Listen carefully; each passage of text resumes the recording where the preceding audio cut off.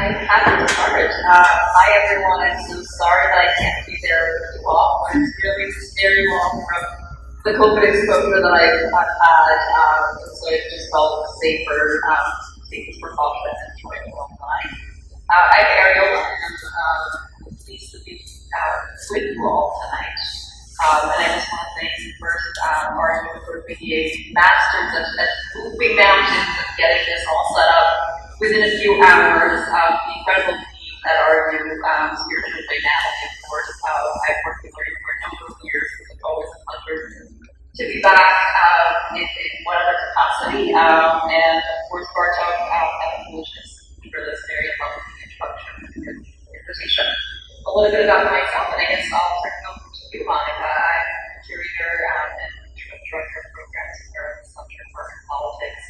And on my way to getting to that position, I've worked throughout Central and Eastern Europe on a program called International Art Support, and also now have an RU. So there's a few of those artists in the audience.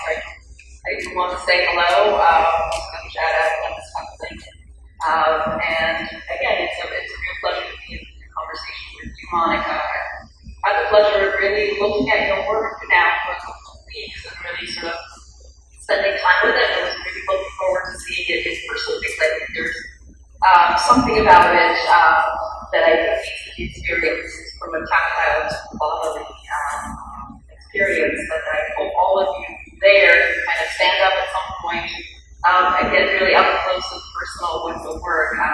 But I look forward to kind of discussing some of the main topics and sort of questions that come up in your work. I think I'll turn it over to you to kind of walk us through the work, and then we can kind of venture into more of a conversation and really then also take some questions from the audience, in which you're all going to help me do that. I'm moderating from here sounds very different than if I was in person.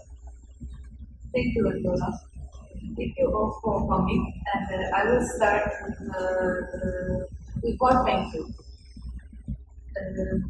So I would like to, my residency is possible, and I would like to start with support here. So I would like to thank you to Lucyna Szefter and Szefter Gallery, Grzegorz Błażewicz and Selma Nagel, Adam Mickiewicz Institute, Ania Michaś, Rochester University from Rochester. Big thank you to Residency Unlimited, Natalie Onles, Maria Boneshi, Lulu Mo, Maria Sauer, Mario Moranti, Laura S.P. Louder, I have to speak louder. Okay, so big thank you to all those people who I just named.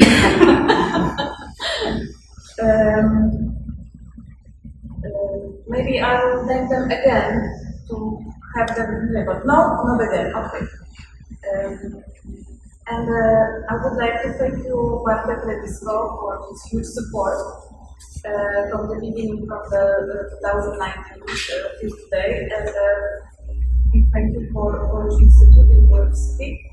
And thank you, Eriola, for being here with me and supporting me in this in this event tonight. So that's all. that's the second part. So now I'm gonna introduce myself very quickly, and then I'm going to tell you something more about this. So my name is Monika Drożyńska, and I'm a Polish artist. I'm a photographer in Poland. I do art for 20 years, and I plan to do more. I do embroidery for 15 years. I treat my practice as an embroidery writing, so I treat embroidery as my writing technique. And out of my embroidery textile, I'm mostly doing like sculptures and installations in the spaces and also in the public spaces. What else? I just recently finished my PhD on Academy of Fine Art in Krakow.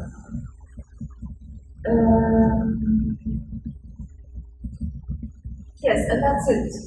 That's the technical things about the one night.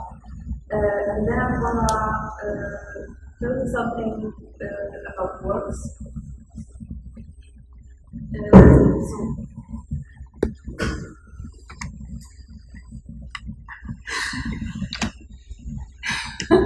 It's so stressful.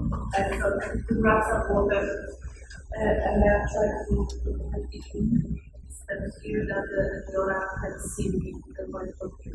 Do you hear me, Eriola, when I'm speaking? I do.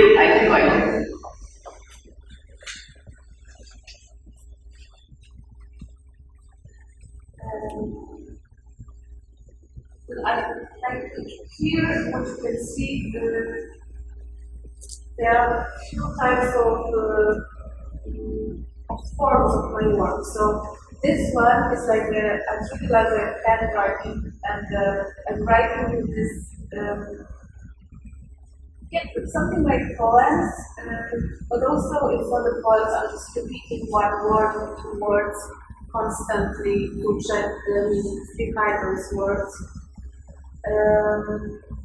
Sometimes I'm writing about somebody who is next door, and mixing this with like books from a TV or this radio, for example. But also sometimes I research, and I research a lot, and a lot of my works are based on research. And together in a connection with the title of tonight's event, which is the politics of letters, language as a source of liberation. It's like I'm considering my practice is like in the middle of handwriting and the print text. So the embroidery is in the middle, and I'm using this embroidery handwriting to tell the story which are not known or well known or unknown at all. And this one is letter G and C, and then this work, this one abstract work, is telling the story like from the beginning of 20th century when the Soviet Union starts till today when the war in Ukraine is started by Russia. So this letter G is the letter that exists only in Polish, in the Ukrainian alphabet. It was abandoned when the Soviet Union starts in the beginning of 20th century. It was abandoned from the alphabet because it was Ukrainian. So they like Russian and force our people to switch to Russian. And we got back to the alphabet after 1991. And already this time it started to be a symbol of the Ukrainian independence. And now it's even more the strongest symbol.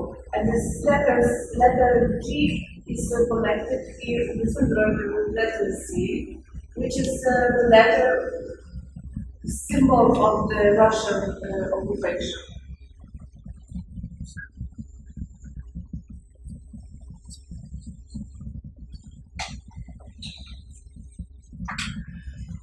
And on more of those letters, you can check in this book what's somewhere here on those chairs, because there is a bigger number of the stories hidden behind the letters, also connected with Polish alphabet or English alphabet or German alphabet. It's much more of them. What else can I tell you?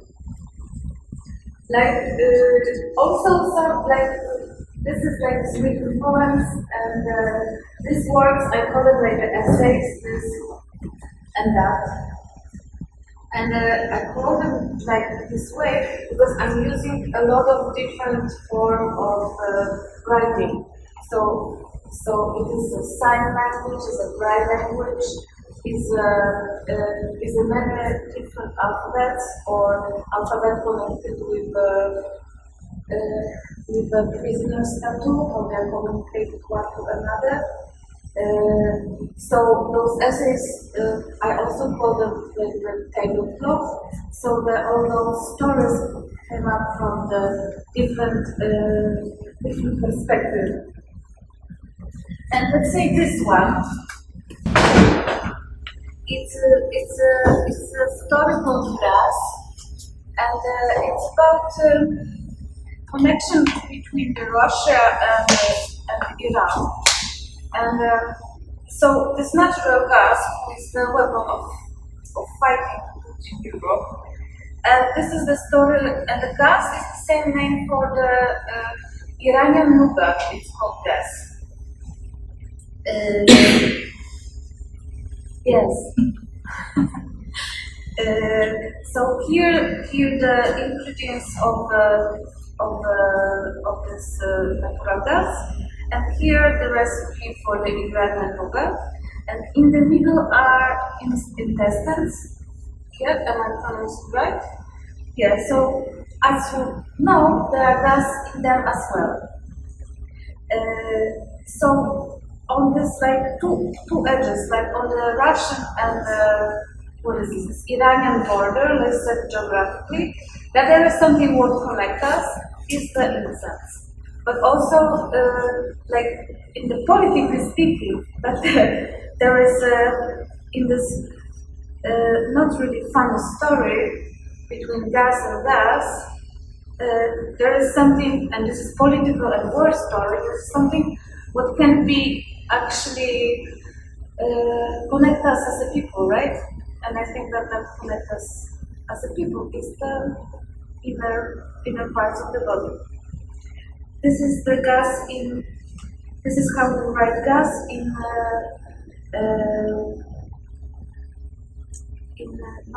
Persian. It's name for this. What's the name for Persian? No? Farsi. Farsi, yes. Yes, thank you. So that's fast. This is the bad side of embroidery. I always show embroidery both sides. That the second part of this is available, because embroidery craft. Actually, that's the important part. It's not the story which you have. It's not the ornaments, but the left part is the most important. If you're gonna find another embroidery crafter, the first thing what this person will do, check your embroidery from the left hand side. And I'm trying to keep my practice in the rules of this craft. Or sometimes I don't keep the rules of this craft, but I still show the left part of this craft. Yeah, that's why they are this way. I'm not painting this on the walls, because I think they look better if they stand. And this is another of the small, what I call essay. I just don't want to make this top of mine very long. And I'm thinking maybe to switch to other subject. But this is also funny and actually very terrible as well. And it's also connected with gas. Yeah, and this guy. Like in the middle of November, the bridge blew, right? And it was connected with this guy's birthday. So I draw this Nord Stream pipe here and just make a cocktail out of it. Yeah, so that was really the short one.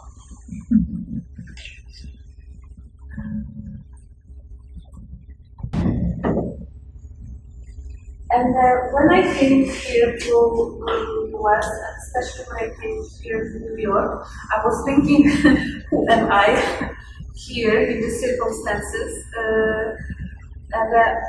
And during my art practice, I focused a lot of the language fluid, that the languages are going across one to another, and they are mixing in these different forms.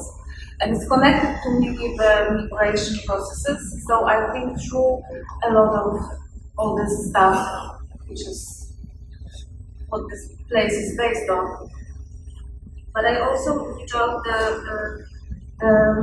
colonialism, which is so obvious to go from how the US and this situation here started to be that we ended up in this place today. So when I was researching colonialism, and I really had a lot of time here, for these 2 months here, I had like a bunch of free time, and I don't have that much time after Poland. So I read a lot. Also, I slept a lot, but the reading was most helpful in my practice. And when I started to research this colonialism issue, I found out a very simple thing. Maybe you already know this, but I haven't. That all those fruits of the colonialism we are reaching every day, like this coffee and all this chocolate and stuff. And when I was going deeper into this colonialism issue, besides this was so obvious. So I just made the list of this colonialism things, which I called, it's not this one, it's this one. I call it beer bites. And I'm listing this here so you can read it. And then when I got deeper in it, I found that there is other more modern, let's say, colonialism, which is all based on the minerals. This one where I'm using to make the phones and these iPhones and all this stuff which we are using to do this event come true. So this is those minerals digging in Africa about the respect for human rights. Okay, so now something nice and then something fun. Like this 5 days Chinese kitchen. Something nice, something bitter, something salty, something sweet. So this one is loving and longing. Before I came here, I work with the language a lot, but I also work with the language in the circumstances. And when I came here, I just started to listen to people in the metro. And I was writing down what I'm talking about mostly. And I love this, the most impressive moment for me was in the way when they were using very similar sounds words. And then when I was more deeper in it, I found it that the relation between the sounds, yeah. What can be found in this relation between sounds? Yeah, this is loving and longing. So to rethink this idea of loving and longing, and for thinking, what is really the loving and longing? I need to work it out. And the embroidery is the activity that really takes a lot of time. So really you can dip in the totally unconscious part of your body and the memory which you have, which is totally unconscious.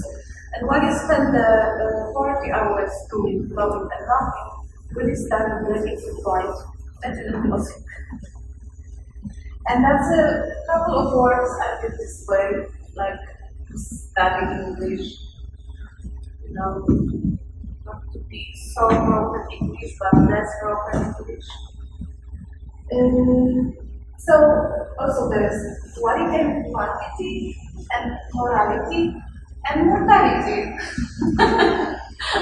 And I really love the sound of this word. And also sometimes in my practice I like to repeat the word. So loving, quality, quantity, morality, mortality.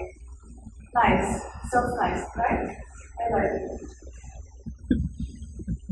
So when I think so much in this history, colonization, and all this shit, gas, Iranian movement, going to manifestation on the Times Square for the rights for Iranian women, on the Times Square.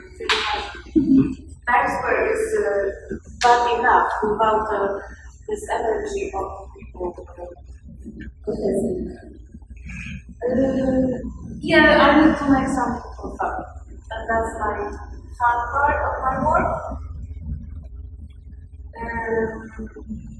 I love fashion, that's why I took up this thing here about fashion.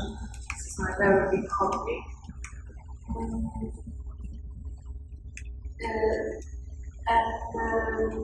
So yeah, this is the kind of activity that I do when I don't need to work, and I'm watching the series doing embroidery and putting them on the TikTok or on Instagram and having fun.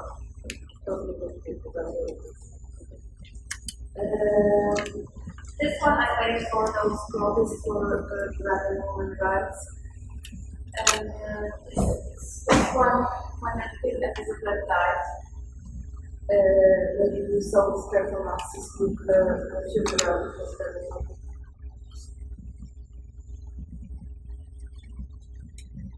And on the very end of this talk,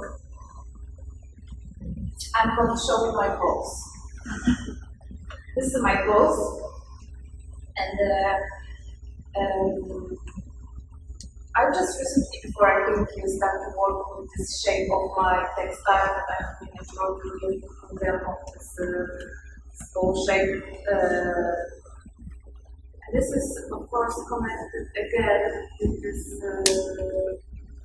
Well, maybe it doesn't matter with what it's connected. So a certain dates in the history, like Queen Elizabeth welcoming him in London, right? And there was history. Yeah, welcome in London. Already the voyage journey started, and already the fighters for human rights argued about sport. And he was having tea with Queen Elizabeth, right? But this is the George W. Bush. I don't remember where, but Bush said it's not illegal. I wouldn't invite a given person to my retro in Texas, come on. And there is much more of this, and that people are dying, right, in Chechnya. And Tom Blair came to St. Petersburg in 2001 to shake his head. So idea for this, and there's more of this moment when Putin had this, this legacy of his politics with them, of his politics. But actually, it doesn't matter what are those dates, because there's so many of these things in history. But I'm going to show you what the media are doing with us. And with the politicians, that's what I'm doing. They are playing with these facts, and they to know that you're gonna do this, yeah. And now this one, right? And what was this? Yeah, I'm gonna throw you to your face. I'm gonna make this wind, this cartoon. Yeah, let's fight. Let's have a fight one to another, right? And that's what we're doing. So this aspect of fun is really strong, actually. That's what it is. That's what I propose. Ideally, I'm gonna find somebody who knows how to draw good, gonna play with more of just two models. Because I have 7 balls. Yeah, that's it. Yeah, that's it. Also, there's a story about this textile if you want to hear, and about this golden teeth is there. But maybe we have some questions. Eriola also So just sort of like watching you on screen and watching you on the Residency Unlimited Instagram Live. Keep it up now. All right. I have a number of different questions, but I think I want to start at the beginning. I think you said that you've been embroidering for quite a bit, but I talk a little bit about artistic journey and I think what led to the specific focus on embroidery. Just looking at your website or previous work, it isn't that you only solely focused on embroidery. This was sort of something that they had sort of engagement with the media and sort of the craft. So I'm actually curious what else along the way was there. I graduated the craft department in the 2004 on academic finance, and my master's degree I did in photography. But I was very into fashion for a long time. So when I started doing fashion, I also started doing this sculpture out of the textiles. And I really wanted also along with the social influence project. So once I started a project called Full Cultural Center, and it was like in the process of running down the center in the suburbs of Krakow. And I was sewing from the cloth something what should be kind of helped. And I started working there. I started to read a lot of vandalism from the wall, and I liked it. And I was sewing in hands, and I thought I can write it down because I love it. There was so wall the fabric. Yes. So it was like because I was sewing for so many hours and reading this for so many hours because there was this kind of this communistic kind of pavilion. Then there was the second floor where was the library and some cultural center, and then when they was closed, everybody was going there for smoking marijuana and cigarettes and drinking beer. So it was totally everything was right down there. And I started to read it and I thought, oh, I want to write it down. And yeah, and that just took me through and I started to write it down. That's how it started.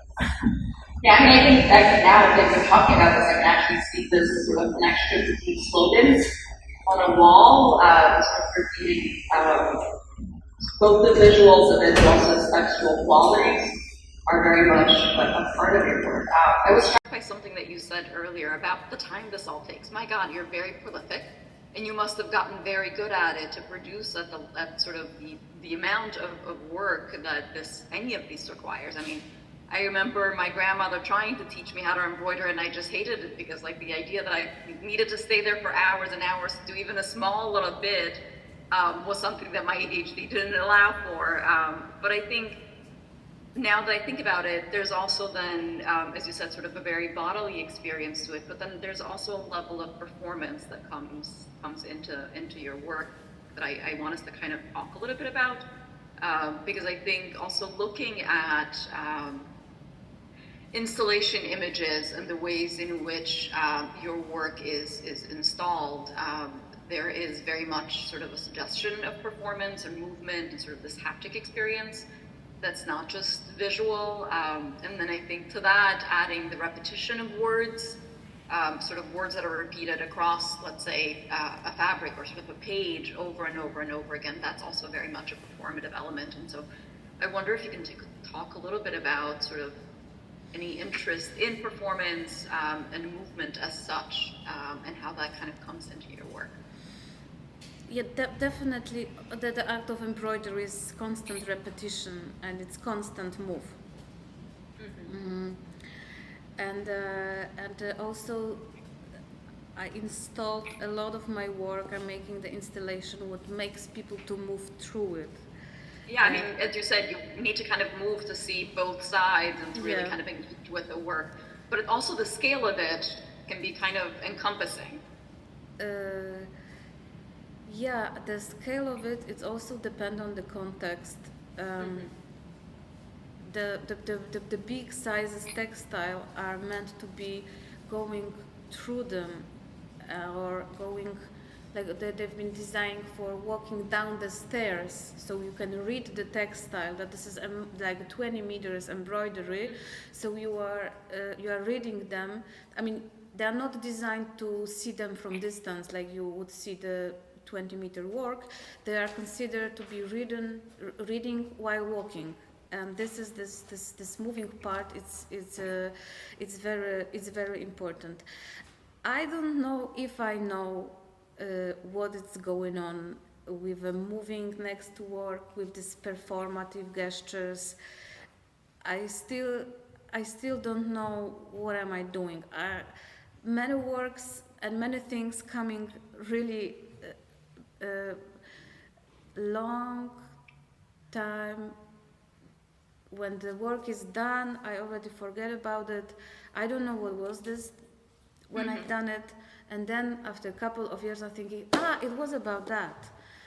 So Often in hindsight, things start to get yeah, so clarity. so it's really hard to answer the question why it is in move. I think also, the anger is the energy which is very movable, and I'm very angry on many things, and somehow I'm trying to use this anger. Anger is energy, yeah, for change, right? So after anger is joy, right? So this is this energy what can jump you, that you can jump thanks to the anger to joy. And joy is when you can share, right? That's the joy that you can share with people. So I can imagine that the walking next to the textile is something like you're sharing the joy of doing, of putting the impression of life, politics, social stuff, philosophy, and I don't know, Chinese medicine, whatever, Ayurveda, ayahuasca in one thing, and this moving, to be together, you have to move, and this moment is like very important. Like what? I mean, I'm glad that you bring up joy because I think I sense a lot of playfulness in your work, in sort of the kinds of reference to visual and textual puns, mixing and layering of languages and images. So I want to hear more about the role of humor and playfulness in your work, because I mean, I think clearly it's very important, but more specifically, sort of how do you approach that? And I think, again, because you are dealing often with very serious and, as you said, sort of things that make you angry. I mean, when something is not somehow, if I cannot laugh, it's not my revolution. And I think that this is something in my life experience, is something what brings me very deep in the connection with people. This is laughing together is something what comes totally out of the body, that we are laughing. We don't think them that this time. I mean, we can, but the laughing like from your threads is like you are laughing. The body is laughing, and the laughing together, for me, is like the one of the deeper connection what you can reach with other people. And also in the sense of the spirituality, or this one connected with God. I lose the word. The spirit, right? In the meaning of the spirit, or this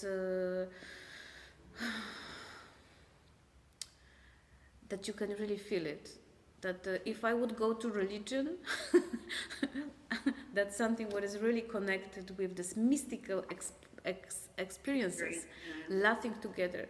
That's what it is. What it is to me. Yeah, definitely. I mean, I think the piece that you showed earlier about gas, I think if there's anything that everyone will laugh at is definitely flatulence and sort of bodily gas, and I think to kind of have that play on both the word and sort of other visual references, to me, I think kind of gets at what it is that you're trying to do in your work more broadly. And I think I want to talk a little bit about iconography in your work. I noticed several images and elements that kind of repeat across different bodies of work, and sort of things that are sort of from a couple of years ago and sort of repeat now in the work that you showed here. But I wonder if you can kind of identify some of the more present ones, or sort of the more meaningful ones for you. I mean, I think the whole tongue that you showed me earlier is definitely one of those elements that I kind of noticed repeating in a number of your work, but there's others. And I wonder if you can sort of identify them for us. This twisted tongue is that you can see it here. The twisted tongue is here, and And I use a lot of this twisted tongue in my works because one thing is like in Polish we have the sentence trzymaj język za zębami, keep your mouth shut, and especially it was meant to be talkative to women. Keep your mouth shut, or złość piękności szkodzi, anger gonna damage your beauty, or something like this. So it's very connected with speaking to me. So this one, when I hold my tongue, it's like that I allowed myself to say no, or to say don't, or to say stop. That's how it is. That really to keep your tongue out of your mouth. Also, I'm using this this twisted drawing because I think that the in Polish language and tongue is the same word. Yeah, same in Albanian, for example. Yeah. So and I have to go to the story which is connected with Moses and with Sinai Hill. And when the Moses go down from Sinai Hill, this is the story from Bible, from the Old Testament, he was glowing.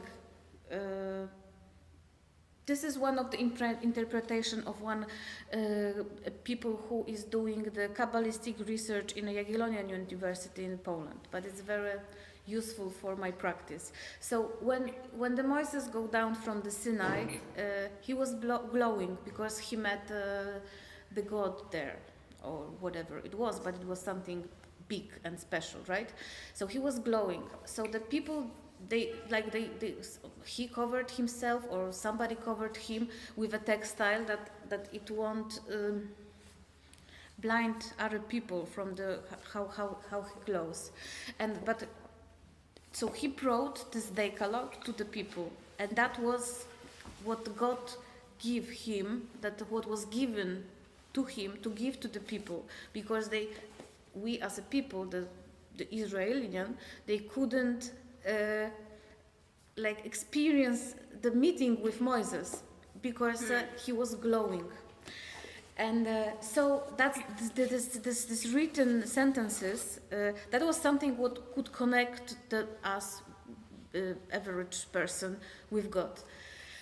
But at the same time, this is something what makes a boundaries to really cross this line to get to the knowledge. And so, in connection with this decalogue, and with this curtain, what the Moses been covered, is creation of the curtain of a language. So this curtain is like a boundaries, but also the only gate which is capable for us to get through.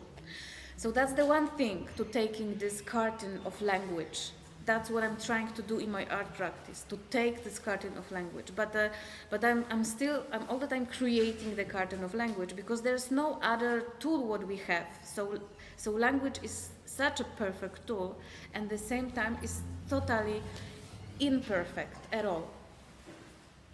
Yeah, I mean, I think in your work you also speak a lot about sort of the conflicts specifically over language, and I mean, even as simple as an actual letter being in and out of alphabets according to sort of different geopolitical changes and things. And so I wonder if you can also speak about sort of the ways in which then you navigate sort of doing this historical research with also sort of the more contemporary political crisis that you're looking at, because I find sort of a deep interest in your work for historical research into sort of languages and alphabets and various different histories that you're kind of unearthing, but these seem also very much tied to current affairs in many ways, and sort of things that are happening right now in the world.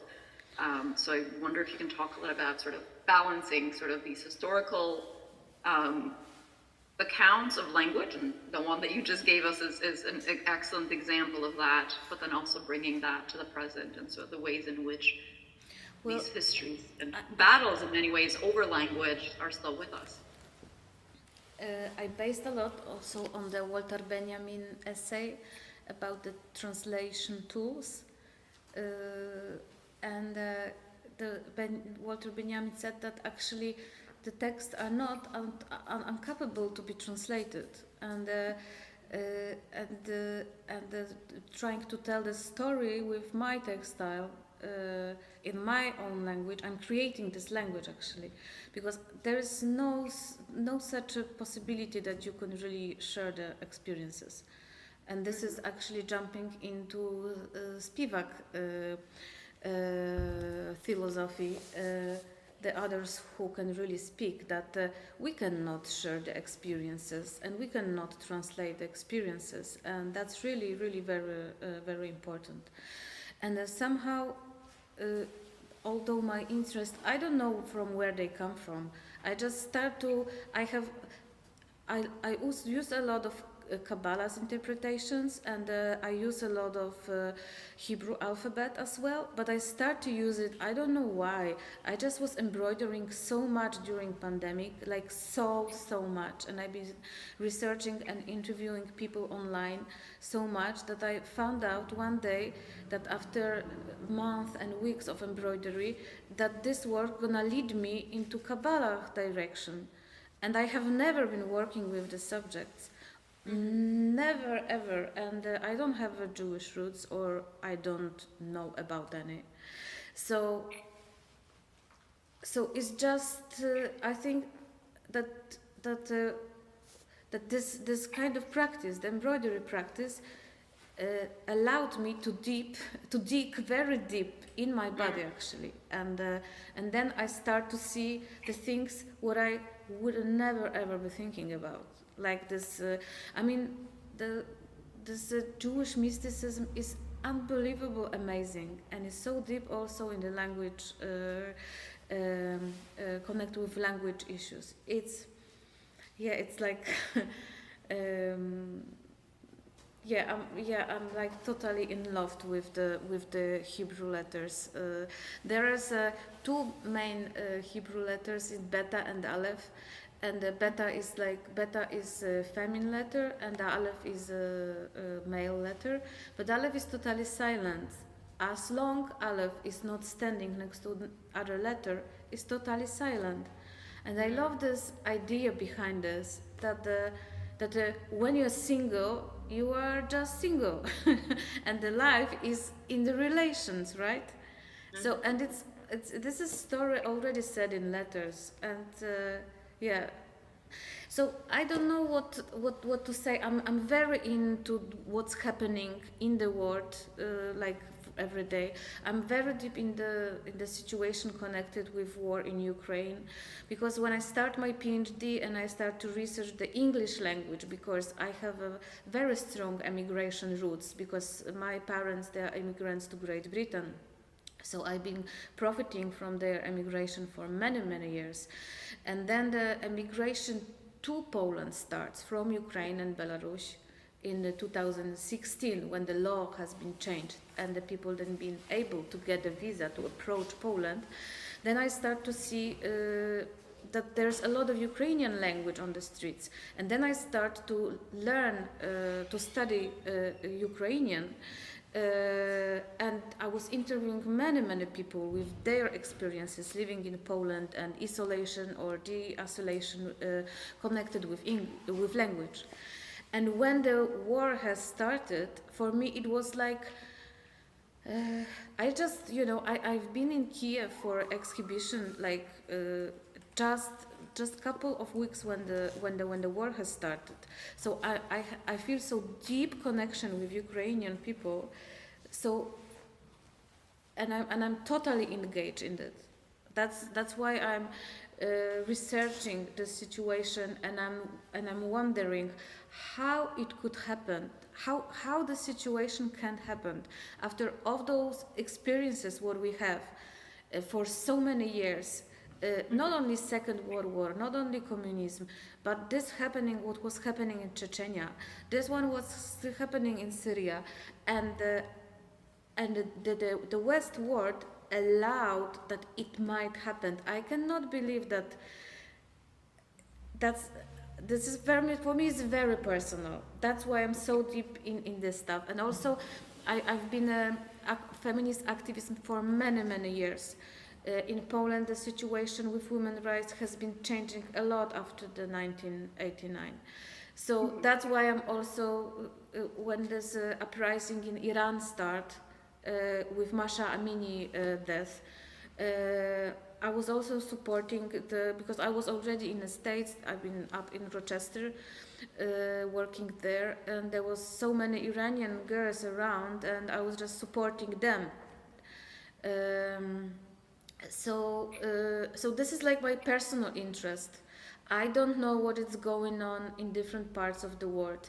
This knowledge about this, like nowadays colonization, just blowed my mind. I never know.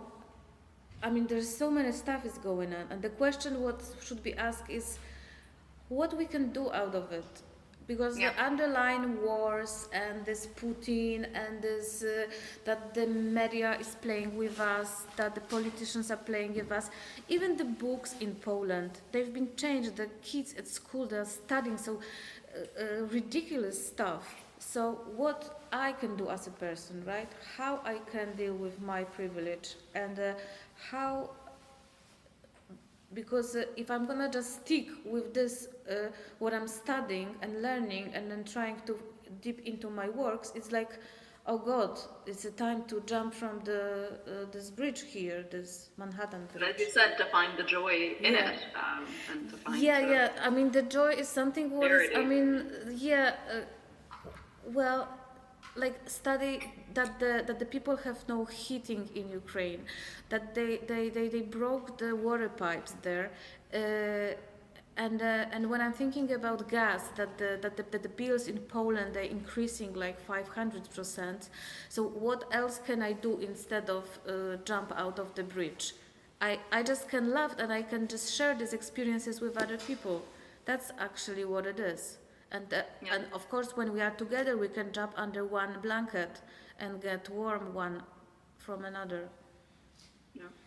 But I mean, I think also thinking about your work, and I really was sort of struck by this way in which you describe your work as essays, and that, of course, with essays, there's an argument that's being made. There's sort of some kind of an exposition, and I think that's very clearly there. There's a distinct narrative and voice to these works and to these individual pieces.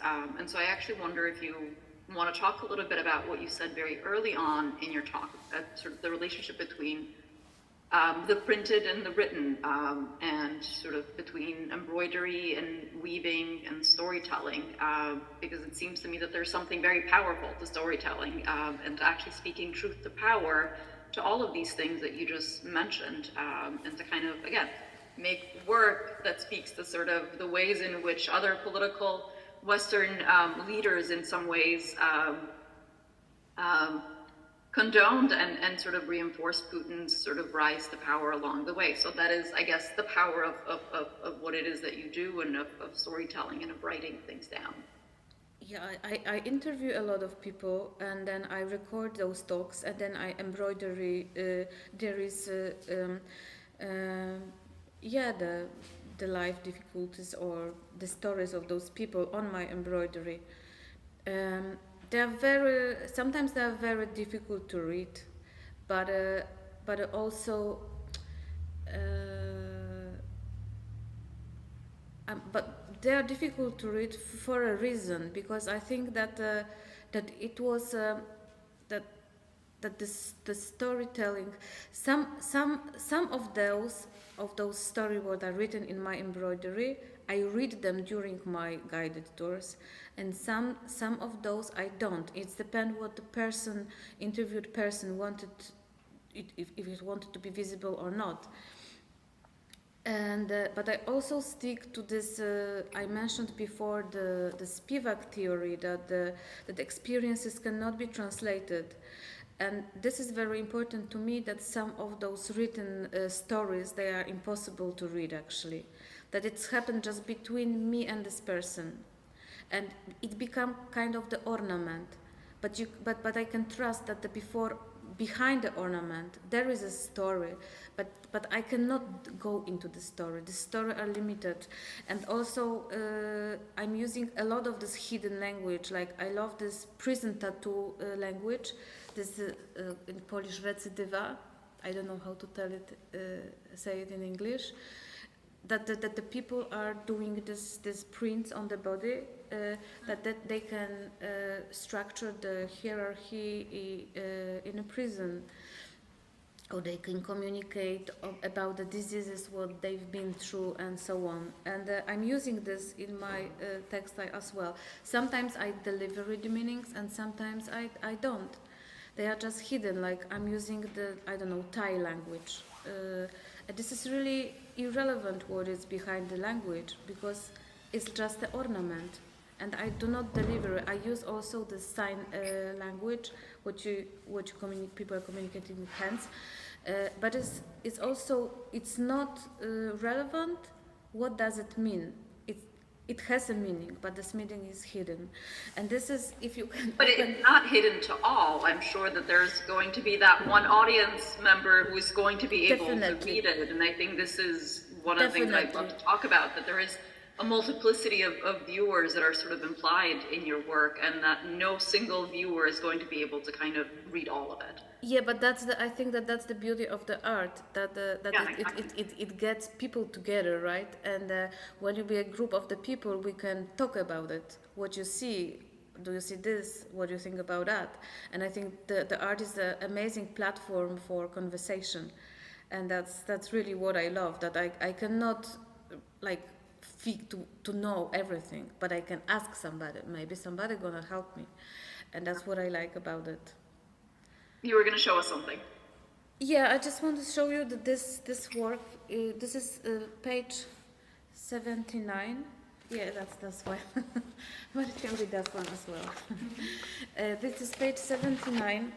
It also reminds me that just very recently the Mondrian painting has been yes, hanging I was upside just down to bring for that up. 75 years. I think it's hilarious. That's why art is so great, that it can hang for 75 years, it can upside down, and it can be still fine. So this one also can be seen upside down. I'm like Mordorian. I think that's also true of the tablecloths that you make, in the sense that they can be read or sort of hung in various different... Yeah, the tablecloth, it means that if person would be sitting here, so everybody is bringing different experiences, different languages, different thoughts, different ornaments. That's why they are orientated this way. And because this is mix of everything here. But this one, it's called Parade of the Bad Dog, and it starts actually with this kind of this tableau information, what the people are putting on the doors. Watch out, there is a bad dog here. So I start with this, that we are struggling with foreigners, and in the middle of this textile is a big dog, star constellation. So I think that from coming from the fear to the star constellation is just this full loaded variety of the thing what can be named and connected with dog. But in this work the answer is why are we fear is like because we don't understand everything. But I think that in this work the understandable is not coming out from the language, it's going from the big dog star constellation. That's where it comes from. Yes. Wonderful. Well, I mean, again, I think there is something to be said of, as you've so often sort of emphasized, that we can't always understand someone's language, but there is, and in many ways, perhaps it isn't sort of a prerequisite for communication. There's actually a great value in opacity and sort of untranslatability. I call these works essays because they are loaded of the research of the iconography. Here is this prisoner tattoo, the sign language. Here is written in Afrikaans, Polish poem. Wy nie wiecie, a ja wiem, jak rozmawiać trzeba z psem. You don't know, but I know how to speak with the dog, and I wrote in Afrikaans because somehow I feel like connection between this sentence that wy nie wiecie, a ja wiem jak rozmawiać czy bez psa. You don't know, but I know how to talk with the dog. So it's here, and this is this twisted languages. This is the sign language. Here still is again prison tattoo. There is some Thai language, more prison tattoo. This is this hierarchy from the army. And so loaded or like a research connected with iconography. But I would like to tell you more about this one because I love it, and it's really it's gonna be my postdoctoral research. I'm gonna go deeper in it. This is connected with the washing powders. This stuff what we're using to clean our cloth. This is and the Ariel series. I love that. Ariel, yes. This is 65. For those of you in the audience who don't know, this is the equivalent of Tide in the US. And it's pretty much found all over Eastern Europe, and even actually in Western Europe, in Italy and elsewhere, I've encountered it. So yeah, go ahead and talk about in Poland, we have chemistry from Germany, which is like better washing powders. So we believe, as East European people, Polish people, we believe that the German powders are better. Of course, they smell better, they wash better. Life is better when you wash in German powders. And I love this idea of German powders, and I made a few works about it. And when I started to study Ukrainian language, my Ukrainian teacher, she told me that there is a Polish washing powders are like equivalent of the chemistry from Germany in Poland. And I said, oh, that's blowing my mind. This is so amazing, because this connection, this way that we are always looking west, right? Everybody's looking west. So Ukrainian are watching, getting with the Polish detergents, and the Polish with Germans, and the Germans with what? and I asked my Ukrainian teacher, you know what? Let's study this. And she found these brochures printed by this supermarket Carrefour or Auchan, something like this.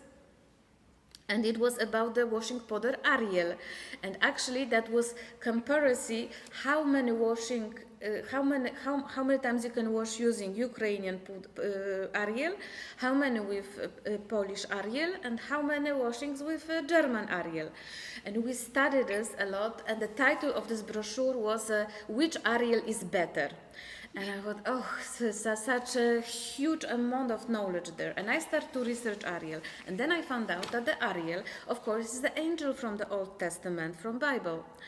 And the Ariel in the Old Testament means Jerusalem. So again, from the washing powders, German chemistry from Poland, I jump into study again this Hebrew, this Jewish mysticism. So here I start to research what is this Ariel, and the Ariel Jerusalem. So this is in the front of this, in the middle of this textile is the entrance to the washing machine, name in Hebrew, in Yiddish, and in Arabic. Jerusalem. So through the washing machine, we are going to deep these bigger senses of life. And then when I was start to thinking chemistry from Germany, and I was start to researching chemistry from Germany, if you're gonna put it in the Google, you're gonna find out all those buyers, tested people during the Second World War, this absolutely outstanding, unbelievable things. And while you consider this with a tag, white color separately, or what was the next one? Dark color separately, or keep away from fire. It has totally different meanings.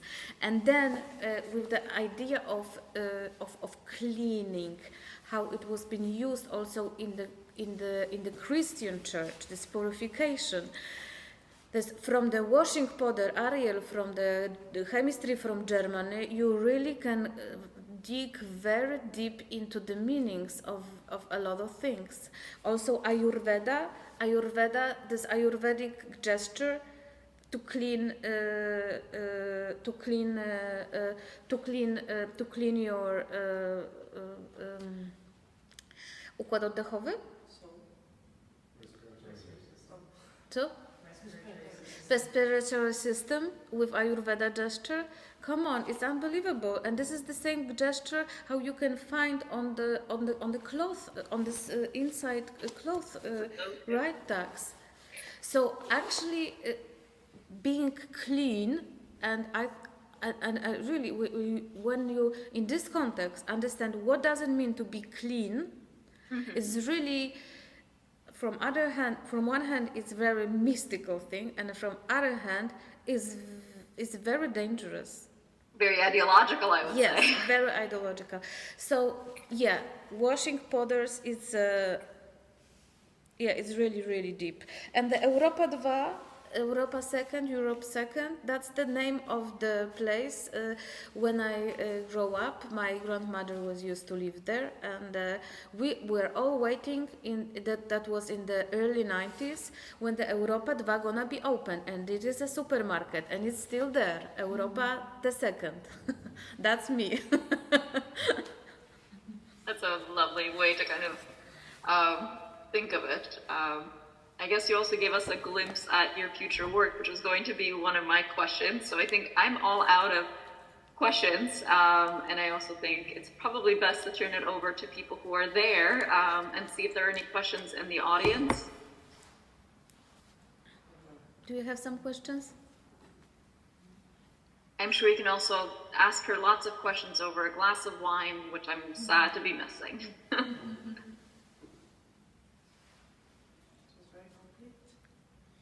Very complete? Yeah, very complete, thank you. I hope that you follow with my capacity of speaking.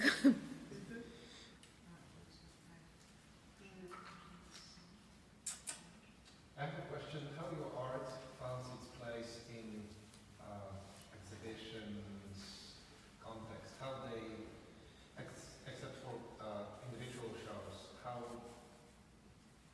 you position, like feminist artists or textile? I name myself that I'm embroiderer, definitely, and I do it on purpose. But I'm also definitely I'm a sculptor, and my when I work in the galleries, I do not show the specific works. I put them together in groups and start to make a dialogue between them, that they are dialoguing, and it's always starting in a space, not in the flat wall. So yeah, that's what it is.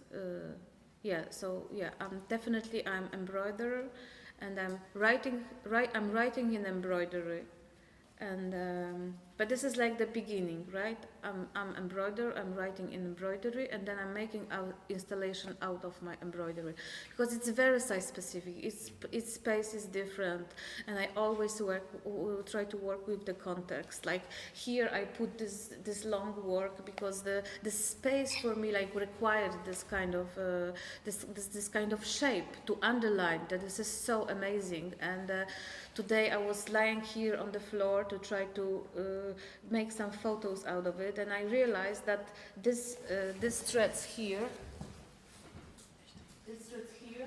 I found a connection between those lines on the ceiling.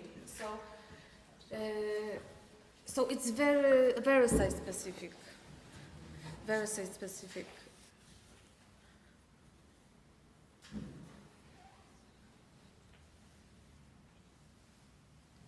Do you see this as a drawing, or when do you know it's finished?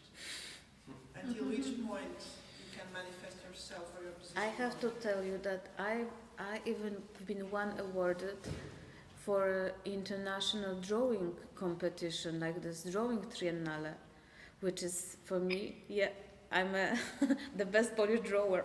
So you finish, because this Yeah. could be a paper full of written words that we use to manifest, and there's never enough.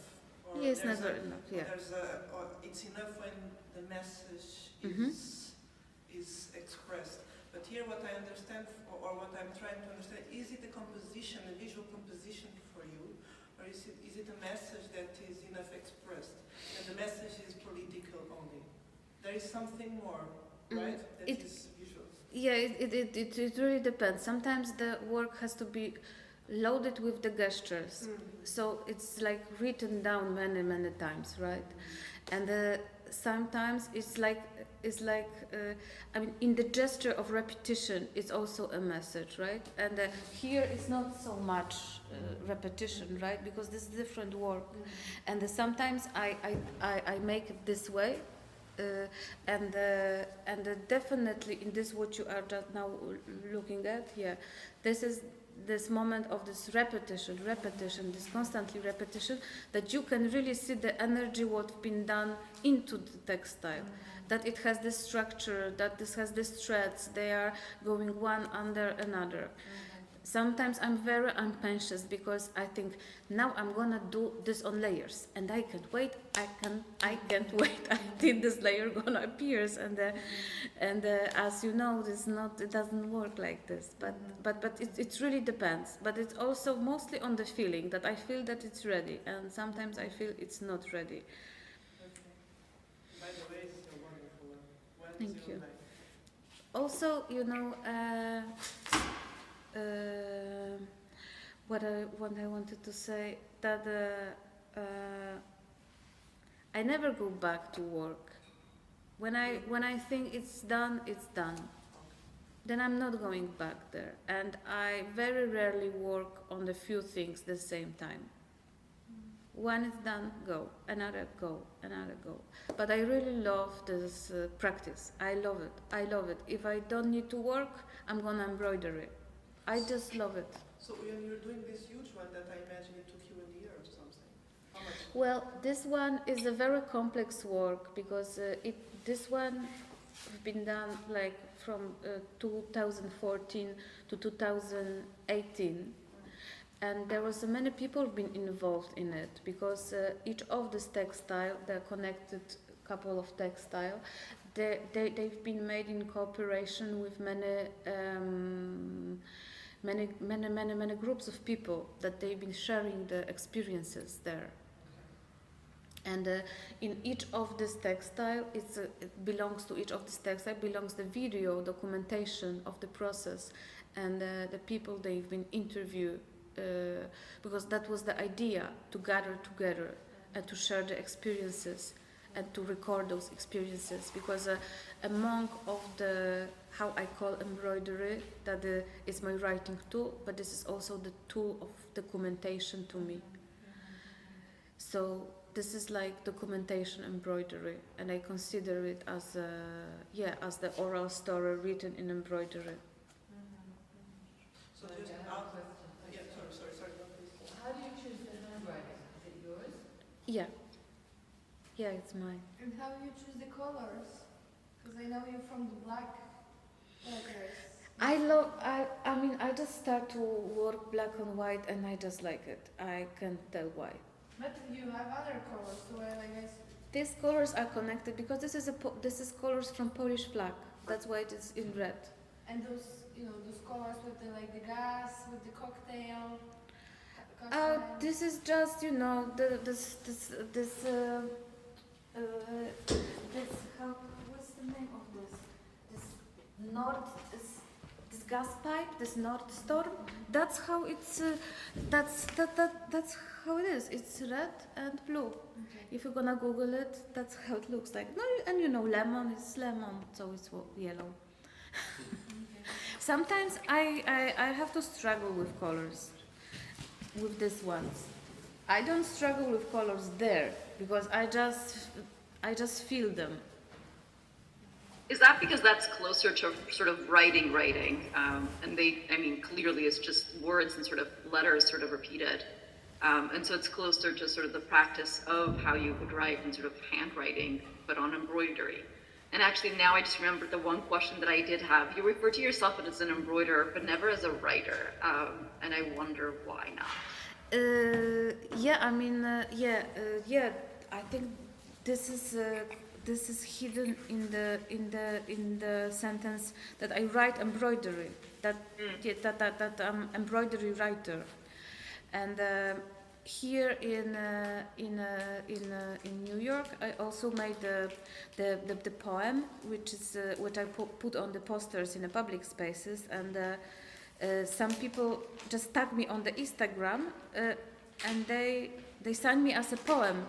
She writes poetry, and yeah, that's what I do. I write poetry because I quote, but I also quote a lot, and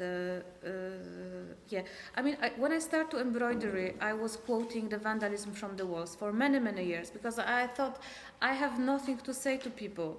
The only thing what I can do, I can just make a repetition. So I'm gonna just write down something what was been written on the wall before in embroidery, and I even felt that this is not my that this is not me. I haven't been done this. I just embroidered it, but it's not enough. And for many years I've been struggling with this, that I have nothing to tell. Oh, I wouldn't have guessed that now. Now it has been changed a lot, but also the embroidery but it was well known in the history many times that the women then been empowerment thanks to embroidery, and that's also my this is also my my experience, that I empower myself with getting my voice back. That yeah, but it took me a while. Dante, you had a question. Yes, I wanted to know why your embroideries don't have any folklore in them. Folklore? Yeah, like traditional motifs, and except maybe these ones that you say that you use for fun. Because I'm in this craft from the queen houses and the churches. I refer to this one. And in Poland, embroidery is very connected with folk culture. And this roots from the king, queens, and churches are totally forgotten. At all, they are forgotten. So I try to. I'm very good, skilled crafter. I've been study embroidery craft many years in a few courses, in a few schools.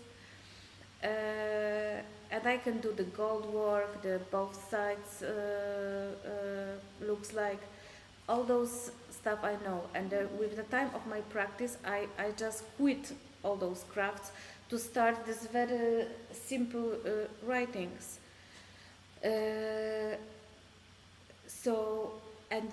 In the Polish folklore, there is not so many crafts.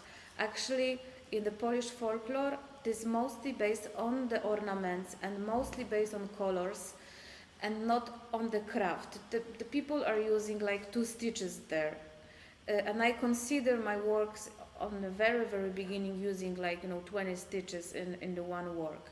And it was not connected at all with the folklore. It was connected more with this craft, drawn by men and then made by the anonymous nuns.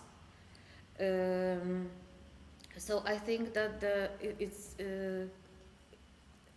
a very important to say, because the embroidery is connected a lot with feminism work, right, and the feminism art, especially in the place where I come from, right? I mean, but yes, but there's also this misconception within the embroidery work that was it was progressive, it was this and that, but mostly women also, from where I come from, they were doing embroidery because they were not allowed to do anything else. Yes, of course. Yes, of course. It's like there's also this danger of inscribing meanings is something that they were not, but definitely what is very visible is embroidery. It's a very complicated question also within the contemporary art. Is it art or is it craft? So it's kind of, this debate is still going on.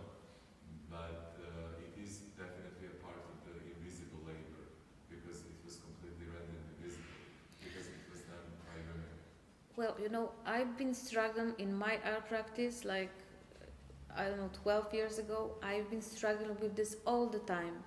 How you can do the exhibition this in these places with embroidery? Who allowed you to do this? I've been struggling with this many years, and even today, some of one of the gallery they told me they are not so open to go into embroidery. But I think it's so old question is like, do we have a feminine art or we don't have feminine art? Is it craft or if it's not craft? What it is about? It's not is it embroidery or not? Is it what story you have to tell? And if you're gonna do embroidery or you're gonna do drawing or you're gonna stand upside down, yeah, it's only medium, and I do not. I mean, embroidery can't be only craft, but it can be also something more. Like painting can be only decoration, but it can be something more. It's like with everything. Actually, I don't want to have this conversation that what is embroidery, is craft or art. Okay, bye bye. I have other stuff to do. I'm not talking about this. Take the book, there are so many books about it. This and that, read, and then we can talk about it. Maybe it's something else. Let's talk about the birds, because I'm not talking if the embroidery is the fine art. Come on. Sorry about that, but it just drives me crazy. And I just don't want to be put it underlined because I do embroidery. What is the difference between this embroidery and the drawing? Come on, there is no difference. Of course, there is no difference. I'm just, wondering, like, actually, you said everything. I mean, I have the same issue, so. I don't have this issue. I think that I'm a very powerful person. I'm very privileged. I can be here doing embroidery in New York. Come on, who can does that? Really? No, come on, embroidery. I mean, I think there's a long legacy of lots of artists who use embroidery, so I don't know that that question is really, as you said, relevant or very interesting to have. And I can't quite hear what the question actually, how it was posed. So I'd like us to potentially move on from it and see if there's another conversation worth having and other questions from the audience.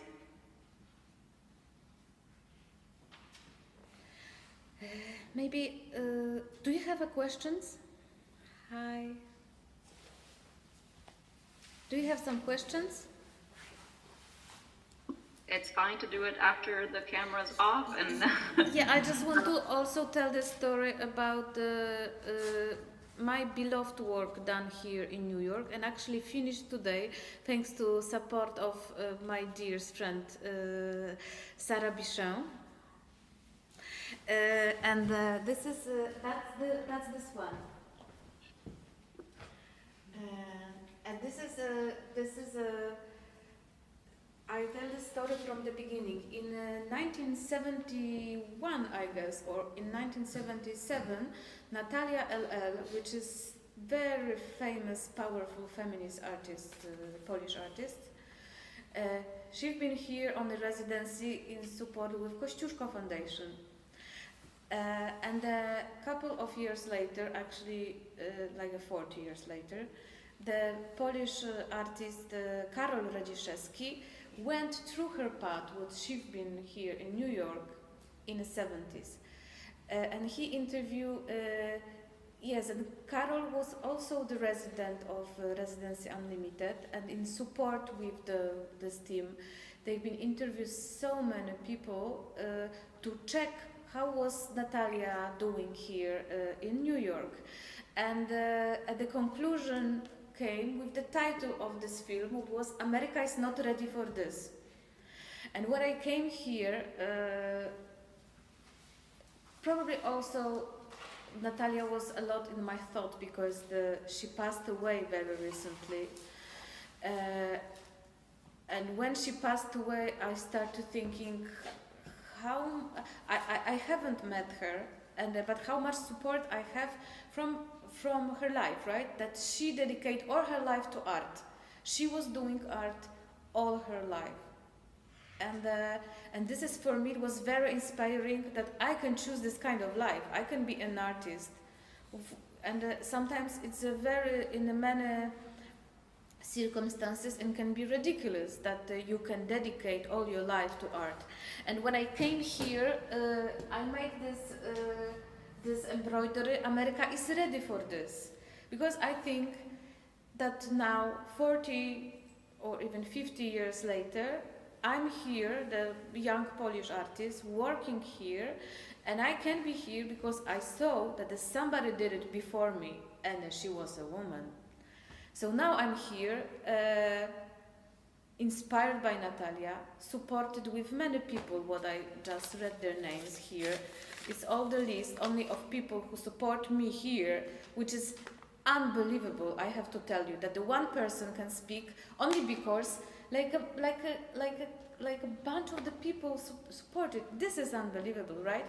So I think that me standing here talking to you in the context of back in 70s to Natalia LL, it's mean that I hope that the many girls in Poland and beyond the Poland is gonna listen to this talk to the end and gonna hear this, that if you want to be an artist, it's possible. You can do this, and you can come to New York and make embroidery in Manhattan, and it's gonna work.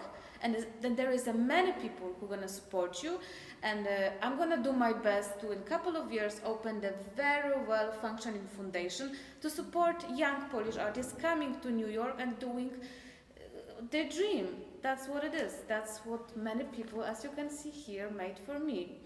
So that's what it is. America is ready for this. And now you can check my Instagram, because I made a small video. I'm a very bad video maker. But I mixed my picture from today, 2021, and the Natalia's picture from 1971. They are put together, and hopefully in the next year there will be another girl doing residency in New York and put a third picture to the story. That's we're gonna roll. I just want to say one thing to conclude, and Yes. that is that when Carol came to do his residency 8 years ago, he came indeed to retrace the steps of Natalia LL in New York, including at West Bank, where she had a studio, and he interviewed Carol Schneemann, who's passed away, then Natalia LL. So I feel that with you, Marina Abramovich as well, he interviewed for his film that we helped him actually realize. Through you, it's like there's a continuation of this, and you're opening the door to another generation of artists coming here from Poland. So I think it's great. I just want to thank you for that, because by acknowledging what's happened, it's a way of just perpetuating things and opening the door for new things to happen. Yeah, let's finish. You're here. Wow. Yeah, let's finish this with this conclusion that the new is about to come. Exactly. So thank you so much. Thank you. For your